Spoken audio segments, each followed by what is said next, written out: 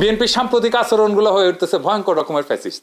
আমার পেজে এসে একজন বা দুইজন না, একাধিক মানুষ হুমকি দেয়, কেন বিএনপির সমালোচনা করি, খুন করে ফেলার হুমকি দেয়।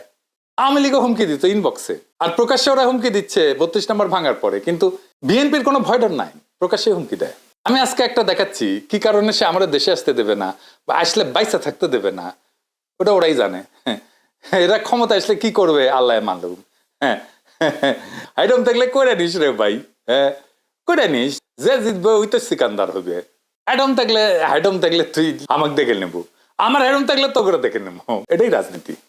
রাজনৈতিক দল তার আশেপাশে বন্ধু রাখে, যারা ঠিক দল করে না কিন্তু একটা লুজ সম্পর্ক থাকে তাদের সাথে। আওয়ামী লীগের কাছে কিন্তু মাস্টার ছিল, সেজন্য আওয়ামী লীগ এতদিন রাজত্ব করতে পারছিল। বিএনপি সবাই শত্রু বানায়, এদের কর্মীদের রাজনৈতিক শিক্ষা এতই দুর্বল, এরা যখন দাবরানির উপরে থাকে তখন কেসো হইয়া থাকে, আর যখন ক্ষমতার গন্ধ পায় তখন নেকড়ে হইয়া ওঠে।